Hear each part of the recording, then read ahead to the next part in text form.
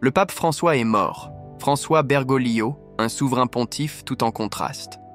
Le pape François s'est éteint à l'âge de 88 ans, en ce lundi de Pâques, a annoncé ce 21 avril le Vatican.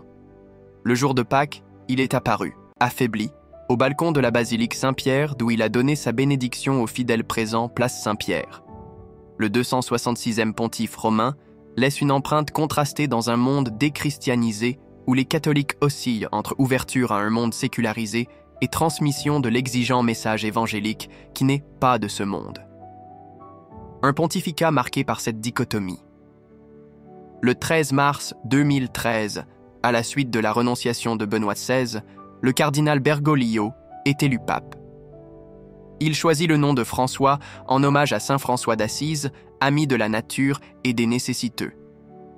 Une dévotion qui illustre l'enfance et la vie sacerdotale d'un homme simple, marqué par la grande pauvreté des bidonvilles sud-américains.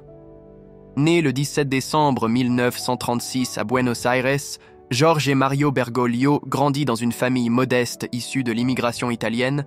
Ses grands-parents s'installent en Argentine en 1929.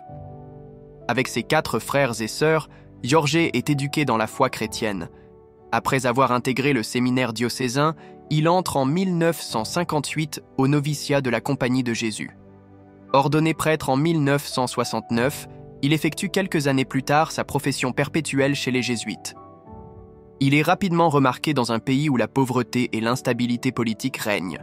En 1992, il est nommé évêque et deviendra 4 ans plus tard archevêque de Buenos Aires. Jean-Paul II le crée cardinal en 2001. À cette occasion, le prélat argentin invite les fidèles à ne pas se rendre à Rome pour fêter son cardinalat et à destiner aux pauvres l'argent du voyage. Une anecdote qui préfigure le style d'un futur pontificat tourné vers les pauvres et ceux qui sont éloignés de l'Église. François va déstabiliser une partie des catholiques. Lorsqu'il est élu pape par le collège Cardinalis en 2013, Bergoglio est une figure incontournable et populaire de l'Église en Amérique latine, mais il est inconnu des Européens. Rapidement, le successeur de Jean-Paul II et de Benoît XVI va imposer un style nouveau et bousculer une Église qu'il souhaite envoyer vers les périphéries.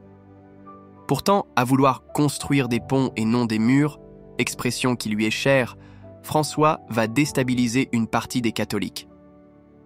Son regard sur l'immigration, et particulièrement les migrants en Méditerranée, laisse perplexe tant il est éloigné des enjeux européens. De sa toute première visite pastorale à Lampedusa, 2013, où il dénonce une mondialisation de l'indifférence, à sa visite à Marseille, 2023, dont il vante le modèle d'intégration en passant par le régulier transport de migrants dans son avion personnel, retour de l'île grecque de Lesbos en 2016, le pape semble insensible aux notions d'identité nationale et de montée de l'islam en Europe. Contrairement à son prédécesseur, François ne s'intéresse pas à la liturgie. Pourtant, il n'a de cesse de faire des remontrances aux prêtres et fidèles, au risque de créer malaise et indignation. Les catholiques ne doivent pas se reproduire comme des lapins. La dentelle, synonyme de déguisement, doit disparaître ainsi que toute pompe inutile à la messe. Le prêtre doit bannir les homélies qui endorment, fuir le cléricalisme pour préférer le peuple de Dieu, sentir l'odeur des brebis et ouvrir grandes les portes à la synodalité. Avec le motu proprio traditionis custode, qui met au banc l'ancien missel de Saint-Pie, François rouvre une guerre liturgique que Benoît XVI avait apaisée. Parmi ses 4 encycliques, Laudato Si, publiée en 2015, est celle qui, incontestablement, trouve le plus large écho. François y dénonce les silences complices face aux désastres environnementaux. Il invite à une responsabilité collective pour protéger notre maison commune, qui semble se transformer de plus en plus en un immense dépotoir.